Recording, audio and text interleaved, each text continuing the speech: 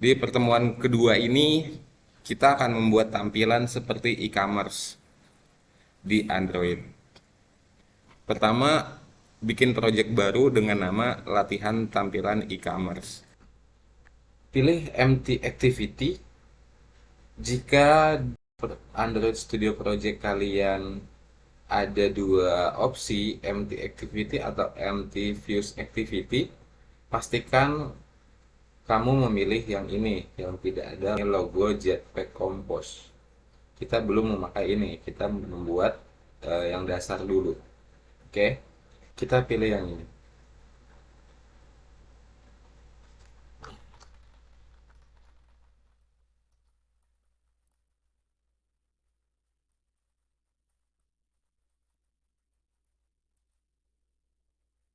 Oke, tunggu sampai prosesnya selesai. Coba perhatiin struktur project yang barusan kita buat. Di dalam struktur project Android itu ada dua, terbagi menjadi dua. Ada app sama Gradle script. App itu apa? Nah, kita bahas app dulu. Di dalam app ada lagi nih di dalamnya manifest. Bisa ngelihat semua? Ada lagi di dalamnya manifest. Manifest itu apa? Setiap project aplikasi harus memiliki file Android manifest. Jadi ini tuh harus ada di dalam projectnya. Ketika kita buat project baru, ini udah otomatis ada. Nah, gunanya untuk apa? Jadi gunanya antara lain untuk nama paket aplikasi atau nama aplikasi. Biasanya ini unik, makanya bisa disebut juga ID aplikasi. Untuk apa? Biasanya untuk identifier aplikasi di dalam sistem dan Google Play. Jadi, aplikasi Android itu harus unik dan untuk identifikasi di Google Play. Jadi, contohnya gini. Di bagian sini pasti namanya com.example.latihan tampilan e-commerce. Bener nggak? Nah, nama ini yang harus unik. Nama ini yang harus unik. Untuk saat ini karena aplikasi kita belum ada di Play Store, jadi ya nggak apa-apa sama. Tapi ketika misalnya di Play Store ternyata udah ada aplikasi dengan nama package com.example.latihan e-commerce, maka kita nggak bisa ngedaftarin aplikasi kita lagi di Google Play atau Play Store. Salah satunya juga untuk izin yang diperlukan aplikasi untuk mengakses bagian sistem atau aplikasi lain yang dilindungi. Izin apa biasanya? Pasti teman-teman pernah baru install aplikasi, si aplikasi itu minta izin untuk lokasi atau kamera atau kontak. Nah, semuanya diatur di manifest ini. Gitu. Si aplikasi yang kita akan buat ini punya akses apa aja. Semuanya dideklarasin di manifest juga. Dan masih banyak lagi fungsi-fungsi manifest ini. Teman-teman bisa buka linknya aja. Selanjutnya di bawahnya ada Java. Ada Java sama Java Generate. Java ini akan berisi kode program kita. Terus kalau Java Generate ini sebenarnya bisa dibilang kopinya dari atasnya. Si Java Generated ini copy dari dari folder Java. Tapi yang akan di compile atau yang akan dijalankan itu yang di sini. Nah, pada folder ini berisi kode program yang di-generate oleh Android Studio. Dalam kondisi apapun, Anda sebaiknya tidak merubah kode program pada folder ini. Jadi karena ini copy dari sini, jadi ya udah yang generated ini nggak usah kita apa-apain. Kita cukup fokus sama yang Java atasnya aja. Terus di bawahnya Java ada REST nih. Di dalamnya REST ada banyak lagi. Bener nggak kalau lihat di struktur projectnya? Kita buka REST, di dalamnya REST ada drivable, layout, map, values, dan lain sebagainya. REST ini kependekan dari resource. Resource adalah file tambahan dari konten statis yang digunakan, seperti bitmap, penetapan tata letak, string, antarmuka pengguna, instruksi, dan lainnya. Jadi sumber daya yang akan kita pakai di aplikasi ini semuanya masuk di res atau resource ini. Tuh. Nah, ada banyak sebenarnya di dalam resource. Cuman yang otomatis terbuat oleh Android Studio hanya ini. 1, 2, 3, 4, 5. Hanya 5 ini. Tapi sebenarnya di dalamnya masih ada. Kita bisa buat lebih banyak lagi. Kayak ini animator. Untuk menaruh properti animasi. Atau color. Mendefinisikan daftar suatu warna. Atau drawable. Nih, drawable di sini ada. Drawable itu untuk file-file yang formatnya PNG, JPG atau GIF itu semuanya masuknya di drawable. Disimpannya di sini. Map map untuk icon, layout itu untuk tata letak antar mukanya. Jadi kalau teman-teman ingat minggu kemarin kita ngodingnya di layout kan.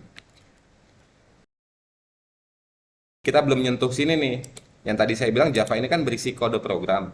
Tapi minggu kemarin kita belum ke sini. Tapi kita baru di sini layout gitu. Ini layout untuk mendefinisikan tata letak. Hanya ibaratnya cuman tampilannya aja layout, tapi kode programnya ada di Java sini. Terus selain itu ada raw, ada values. Nah, color, string itu masuknya di values di sini. Jadi kalau kita buka values, nah masih ada lagi di dalamnya color, ada string. Color buat menyimpan warna, nilai warna, string untuk menyimpan nilai string. Terus ada XML, ada font juga. Jadi kita bisa menentukan font apa yang akan dipakai di aplikasi kita, ya disimpannya di sini. Gitu. Nah, terus kan tadi saya bilang ada dua, ada app sama Gradle script. Nah, sekarang di Gradle script. Gradle script itu build system yang digunakan oleh Android Studio. Pada file ini berisi konfigurasi penting mengenai proses build aplikasi. Untuk saat ini kita belum pakai ini. Nanti kita pelajarin di pertemuan berikutnya. Intinya sih file Gradle ini untuk menyimpan yang tadi saya bilang nama package juga di sini, terus compile SDK-nya. Compile SDK itu SDK itu versi Android-nya. Jadi versi Android yang akan kita compile itu berapa? Gitu. Ini minimalnya berapa, targetnya berapa. Terus di bagian bawah sini paling bawah ada dependencies. Dependencies ini teman-teman pernah pakai library nggak di HTML? Kayak Bootstrap. Itu kan itu library juga. Nah, kalau di Android itu masuknya di dependencies ini. Gitu. Kita cukup sekali copy library-nya misalnya apa di sini, nanti tinggal disinkron. Nah, lanjut.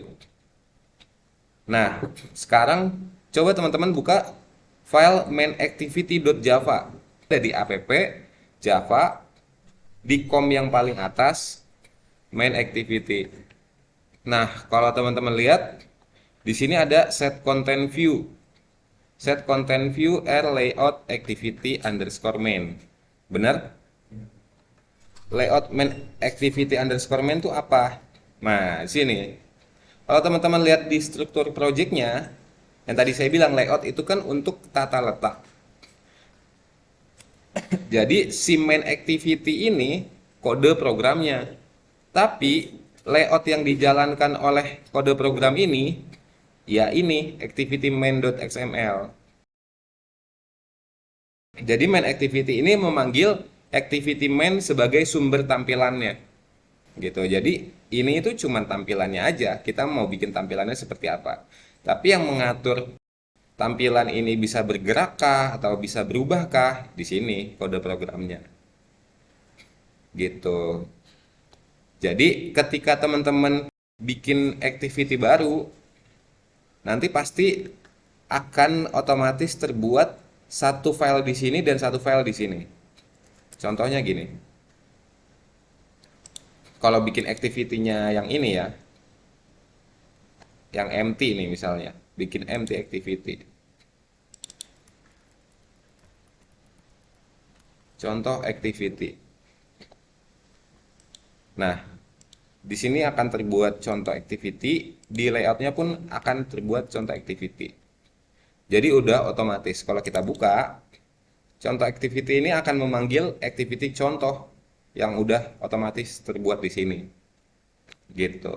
Set content view. Jadi sudah ngeset konten apa yang akan ditampilkan ya, konten ini. Terus selanjutnya masukkan gambar dan icon yang dibutuhkan. Yang file yang dari Google Drive tadi udah di-download semua. Terus gimana cara masukin gambar? Tadi kan saya bilang drawable ini untuk menyimpan semua file gambar. Untuk menyimpan semua file gambar. Kita bisa langsung kopas aja. Contohnya gini, iPhone 14. Saya copy, kopinya di sini. Backup. Saya copy, saya langsung paste di sini drawable. Itu bisa. Tuh. Di sini oke. Terus kita tentuin namanya apa.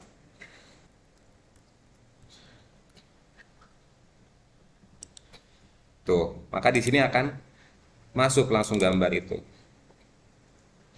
Gitu. Itu salah satu contoh gampangnya. Sekarang masukin semua gambarnya.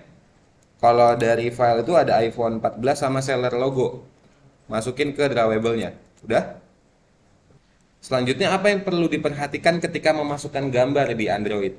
Jadi aplikasi Android itu punya perbedaan sama HTML yang biasa teman-teman bangun.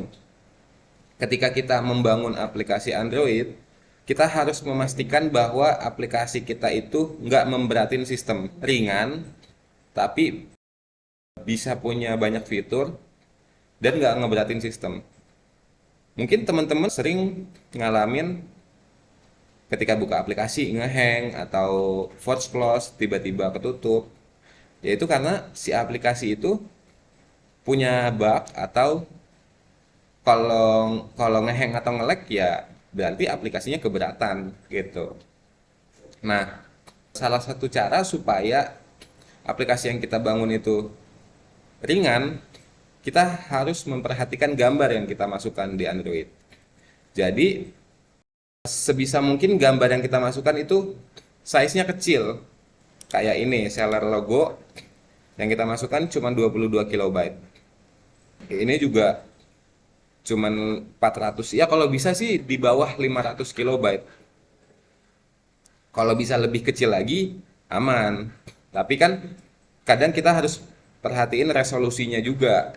Nah, soal resolusi kalau cuman ya teman-teman bisa menyesuaikan sih ya. Kalau misalnya mau bikin gambarnya full satu tampilan HP ya mungkin resolusinya digedein supaya nggak pecah gitu. Jadi kadang file foto yang kegedean juga bikin si HP-nya ini ketutup sendiri. Aplikasi yang ngeload file yang kegedean, terutama foto, itu kadang jadinya aplikasi itu ketutup sendiri. Gitu. Itu yang perlu diperhatikan. Nah, selanjutnya siapkan materi teks. Materi teks itu apa? Kalau dari teks, salah satu cara untuk membuat aplikasi kita lebih efisien adalah dengan membuat semua teks itu ada di satu file gitu. Ada di satu file. Kenapa? Supaya kalau misalnya kita punya teks kamera nih. Kelihatan semua? Punya teks kamera. Kita mau pakai di halaman pertama kamera. Terus kita mau pakai di halaman kedua teks kamera juga. Kita pakai di halaman ketiga. Si aplikasi ini hanya perlu memanggil variabel kamera ini gitu. Jadi nggak perlu kamera ini ada di kode program activity 1, 2, 3 itu akan berat. Contohnya gini.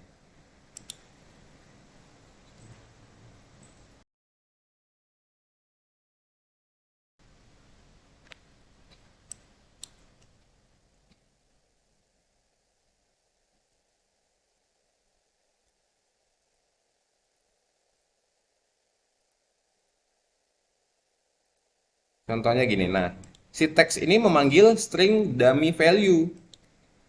Dummy value ada di sini. Gitu. Jadi semua string itu dikumpulin di string XML. Kalau nggak kayak gitu, misalnya SMK Letris. Ini SMK Letris ini hanya ada di sini, tapi nggak ada di sini. Makanya si Android Studio ini menyarankan untuk diekstrak stringnya. Ekstrak string, value-nya apa? SMK spasi Letris. Resource name-nya apa? SMK Letris. Kalau kita oke, maka akan masuk di sini.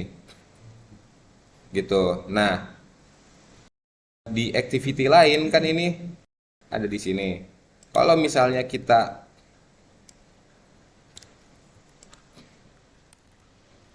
bikin lagi misalnya di sini, teman-teman jangan nulis lagi kayak gini. Kalau nulis lagi kayak gini, maka si aplikasi ini akan kerja dua kali. Yang ini dijalankan, yang ini juga ngejalankan sesuatu yang berbeda dari ini. Gitu. Tapi kalau misalnya di sini teman-teman tinggal cari aja nih, tuh, string slash smk letris. Nah, berarti file activity main ini sama activity sukses ini mengambil variabel yang sama, yaitu variabel yang di sini. Ini akan lebih efisien dan lebih meringankan kerja si aplikasi. Gitu. Makanya sebisa mungkin semua teks itu disimpan di sini. Kecuali kalau misalnya si SMK Letris ini emang cuma dipakai di satu halaman doang, bukan teks yang berulang-ulang gitu. Cuman dipakai di sini doang, di file-file lain nggak dipakai, ya udah nggak apa-apa, karena ya emang kerjanya juga cuma sekali gitu. Tapi kalau misalnya dipakai di file lain, usahakan kita pakai string XML, tinggal panggil aja gitu. Makanya kalau kayak gini nih, ini ada peringatan sebenarnya. Ini saran aja dari si Android Studio ini, menyarankan untuk ini diekstrak gitu supaya aplikasi kita lebih ringan. Nah, sekarang di file main activity.java kita tambahin kode ini. Sekarang kita udah main kode programnya. Kalau udah coba run di HP-nya. Nah, teman-teman kalau perhatiin di sini, support action bar itu ini bar yang di sini segini, support action bar. Nah, kita baru mengatur si title-nya ini kita ubah ke sini. Coba kalau misalnya title-nya,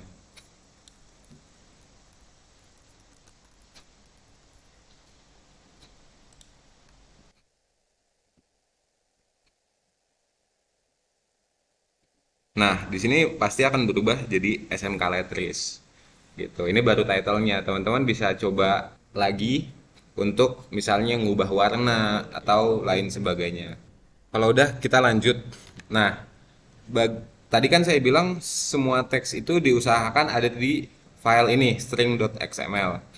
Nah, sekarang kita coba tambahin file string.xml-nya ini seperti ini.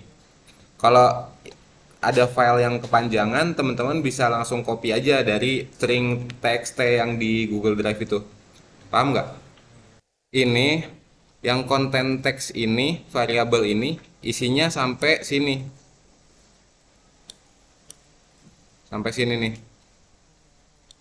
Konten teks toko kami terpercaya sampai bintang mohon cantumkan warna cadangan. Tuh.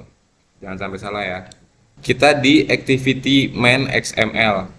Tapi sebelumnya saya mau ngasih tips dulu. Gimana sih cara cepet ngodingnya? Jadi mungkin saya juga kemarin ngeliat teman-teman ada yang ngoding dari awal dulu, linear layout, terus ini gitu. Padahal setiap tag ini bisa ada yang langsung ada tutupnya di sini, kayak contohnya image view, langsung ada tutup tagnya, atau tutup tagnya itu di bawah. Contohnya gini, kalau lihat image view backslash-nya di sini, berarti dia udah jadi satu, cuman ini doang. Tapi untuk layout kayak linear layout atau frame layout, di tutup terakhirnya belum ada backslash, backslash-nya di sini gitu. Jadi nggak bisa dikecilin ya. Nah, jadi frame layout ini bukanya di sini, tutupnya di sini. Nah, maksudnya teman-teman ketika misalnya mau bikin scroll view kayak gini, kita ganti yang ininya aja, constraint layoutnya jadi scroll view. Tuh. Jadi si Android Studio itu udah bisa memprediksi apa yang kita atau ngasih panduan. Contohnya gini, kita mau bikin image view. Image view, udah langsung enter aja. Otomatis terbuat layout width sama height-nya. Jadi teman-teman nggak perlu ngoding slash image view slash Android width sama height, nggak perlu. Cukup gini. Tuh, image view atau text view gitu. Di sini pun dikasih saran si width ini isinya mau web content atau match parent. Tuh baru kita tutup. Ketika bikin layout kayak misalnya linear layout kayak gini misalnya. Nah, ini kan belum ada tutupnya. Kalau kita kasih backslash udah langsung ada si panah ini. Tapi kan linear layout kan nggak jadi satu gini kan, tapi linear layout itu pembukanya di sini, di dalam linear layout masih ada banyak layout, baru tutupnya di sini di bawah. Gimana kalau kayak gitu? Nah,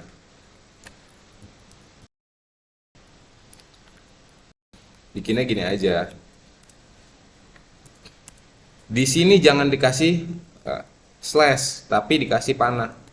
Tuh, tutupnya udah otomatis terbuat. Gitu. Jadi di dalam sini tinggal kita tambahin mau text view, mau image view gitu. Nah, terus misalnya kita mau nambahin orientation ini.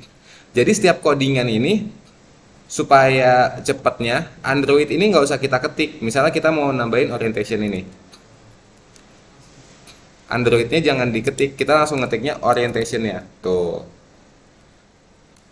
Karena kalau Android semuanya ada Androidnya depannya. Jadi kita ketik apa yang unik dari si yang mau kita ketik ini. Yang kita ketik ini orientation, yang lain kan nggak ada tuh yang orientation. Jadi kita ketik ori aja, dia udah ketemu nih orientation gitu. Terus kayak ini adjust view bound misalnya. Tahu di sini aja deh. Mana tadi? Adjust view bound di image view. Nah, di sini. Tuh. Saya cuman ngetik ADJ langsung keluar adjust view bound. Jadi nggak perlu ngetik keseluruhannya tuh nggak perlu. Terus layout ini kan ada banyak nih yang depannya layout. Coba kita ketiknya marginnya aja nih, margin start atau nah ketemu nih gitu, atau gini.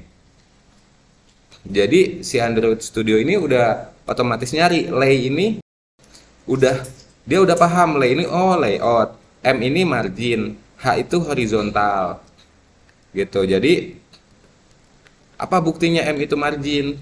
Kalau margin horizontal berarti MH gitu, langsung keluar. Dan yang lain-lain kayak misalnya mau bikin graffiti langsung gini aja. Di sini pun udah langsung dikasih saran isinya apa, mau center, mau fill horizontal, bottom, end, dan lain-lainnya gitu. Jadi Untuk bikin bikin codingan yang saya kasih ini nggak perlu teman-teman dari sini bikin codingan lagi karena ini udah otomatis ada. Paham nggak? Jadi si ini langsung ininya aja yang diganti nih. Tadinya kan ini constraint layout, ya kan? Tadinya constraint layout. Ganti ini jadi scroll view. Gitu sama yang di bawah-bawahnya juga gitu, linear layout. Langsung aja bikin linear layout kayak tadi ini.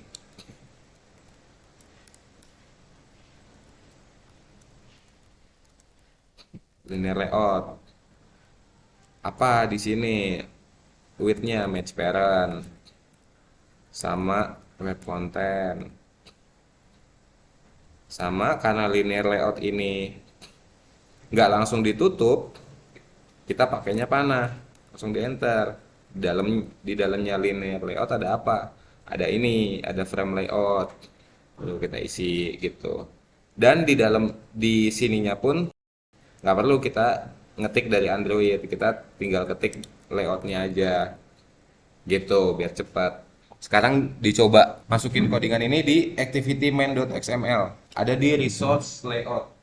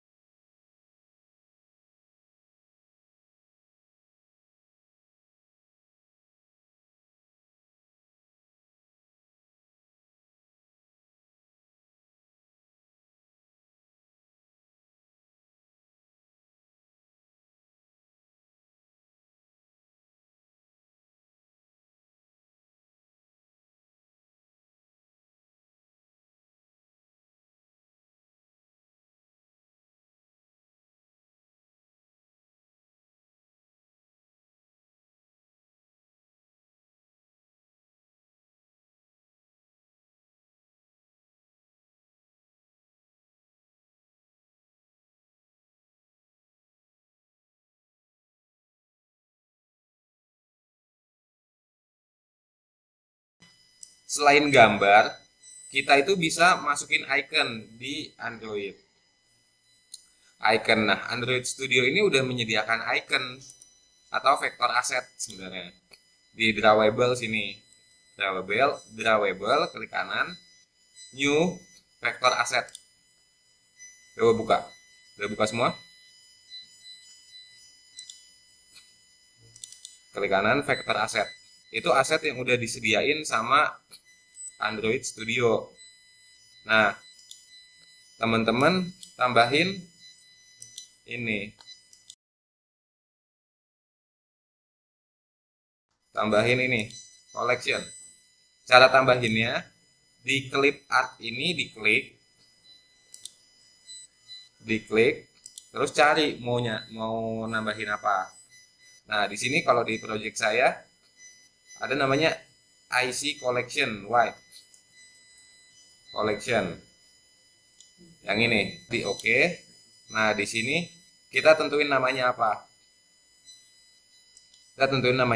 Nah, untuk di project ini kita namanya ini IC_collections white 18 dp. Vektor aset ini sebelum kita simpen, kita bisa ngatur lagi sebenarnya kayak size-nya berapa. Terus color ini warnanya mau warna apa? Mau warna putih misalnya. Terus opacity apa ya bahasa Indonesianya? Transparansinya. Mau misalnya transparan 50%. Tinggal di drag aja ininya. Gitu. Kalau misalnya udah selesai kita setting vektornya, vektor asetnya, di next, finish aja. Dia udah otomatis kesimpan di drawable karena tadi kita klik kanannya di drawable ya. Tuh.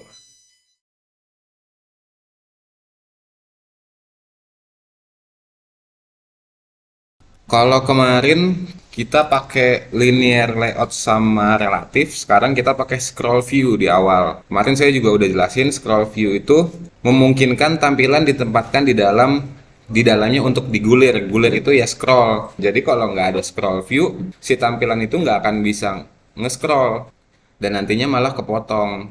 Nah, scroll view itu udah otomatis scrollnya vertikal. Kalau mau scrollnya horizontal, kita pakainya horizontal scroll view kayak di sini. Kalau teman-teman perhatiin di Tokopedia misalnya, kan ada dia yang foto bisa di scroll ke samping. Nah, itu pakainya horizontal scroll view. Tapi kalau scroll view doang, dia pasti ke bawah. Terus selanjutnya, di sini juga ada frame layout.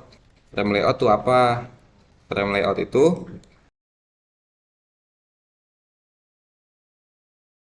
kalau lihat di sini, ini gambar si iPhone ini sebenarnya segini nih. Gambar si iPhone-nya segini. Nah, ada text view di dalamnya.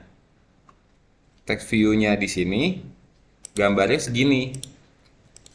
Nah, itu tugasnya frame layout. Frame layout merupakan jenis layout yang elemen UI di dalamnya saling bertumpuk dengan elemen UI lainnya. Jadi ditumpuk yang kayak yang kemarin saya jelasin. Dia bukan atas bawah atau kanan kiri, tapi saling tumpang tindih.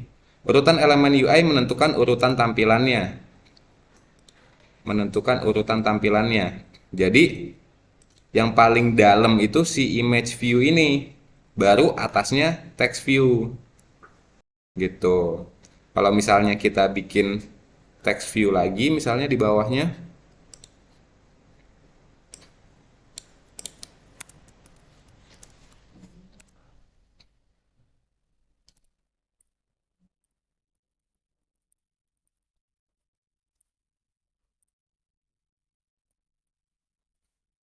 nah sebenarnya secara urutan si teks SMK Letris ini paling atas. Mungkin sekarang nggak begitu kelihatan, tapi kalau misalnya,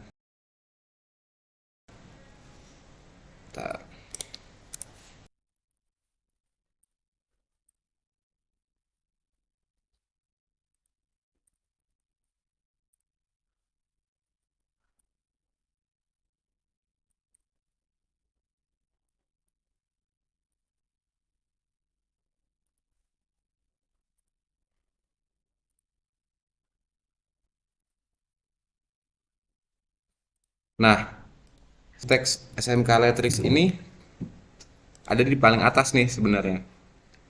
Karena kalau secara codingan ya, dia di paling bawah. Tapi secara urutannya, yang paling atas ini yang duluan, terus atasnya ada ini, atasnya ada ini. Kalau misalnya SMK Letris ini kita taruh sini atau ditaruh paling atas, maka dia nggak kelihatan. Tuh, sebenarnya dia ada di sini, tapi bukan paling atas. Kita pakainya paling dalam deh. SMK Letris ini paling dalam. Nah, paling dalam, terus di luarnya ada gambar, di luarnya ada ini, gitu. Jadi dia nggak kelihatan karena udah ketiban sama si image view duluan, si image ini. Tapi beda cerita kalau misalnya tuh ditaruh di secara codingan paling bawah, maka dia paling luar, gitu masih kelihatan. Itu contoh frame layout.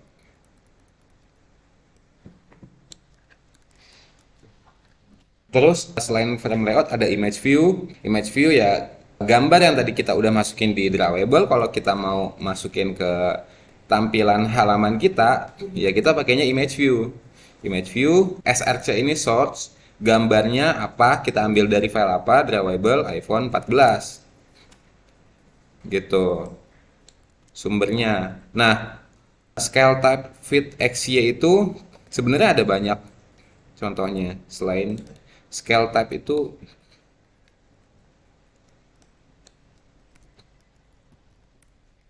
nah, ada center, center crop. Jadi gambar ini tuh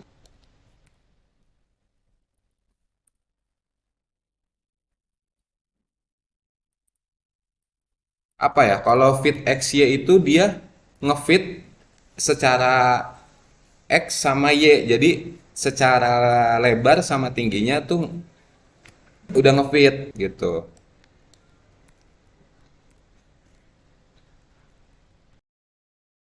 Nanti teman-teman bisa coba sendiri untuk scale tab yang lainnya.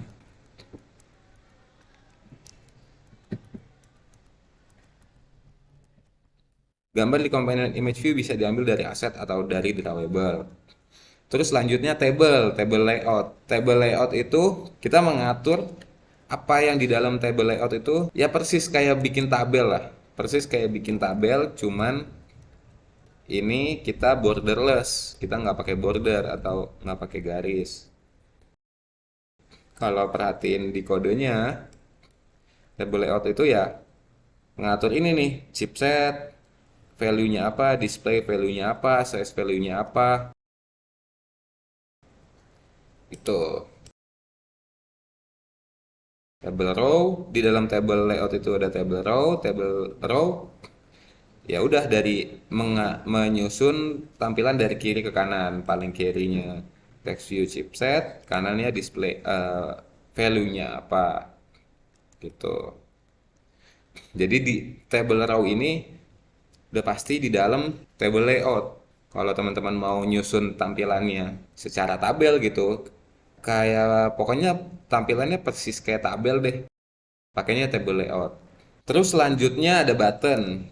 Teman-teman udah tau lah, button itu untuk membuat button atau membuat tombol. Button ini bisa dengan teks atau tanpa teks. Kita tambahin ada ikonnya juga.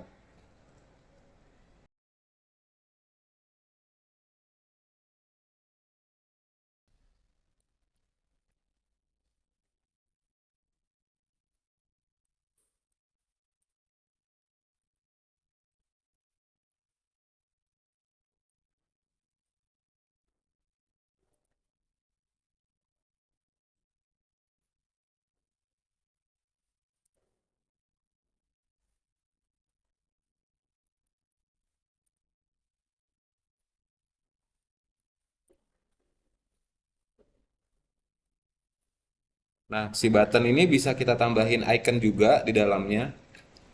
Kalau teman-teman perhatiin, ini teksnya, ini si ini teksnya, ini ikonnya gitu. Ikonnya sebelah kanan. Kalau mau sebelah kiri, gimana? Pakainya start,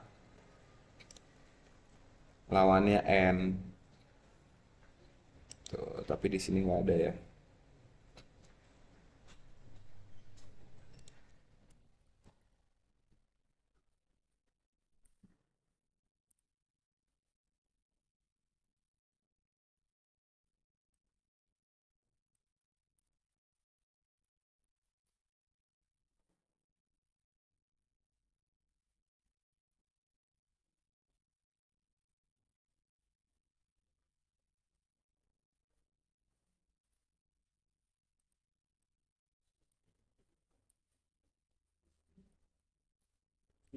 Tuh, nah, selanjutnya nih satu lagi.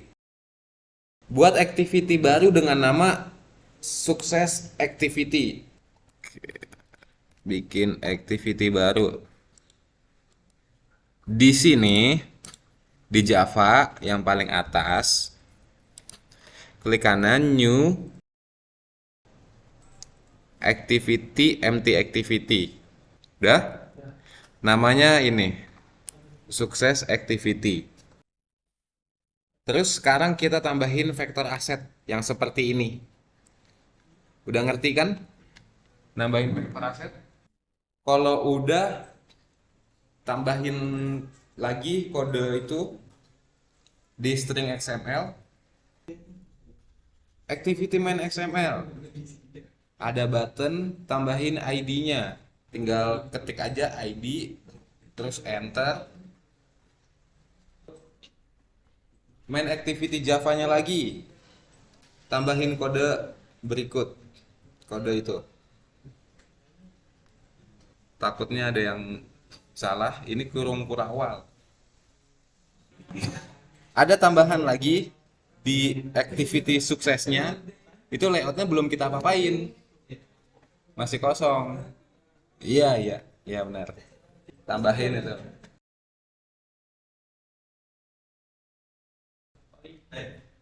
Dikit ini mah.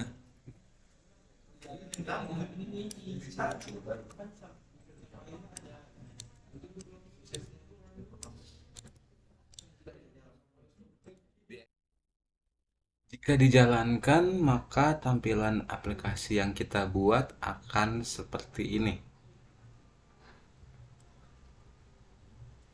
Jika diklik beli sekarang, maka akan muncul halaman baru dengan teks "Selamat pembelian Anda berhasil".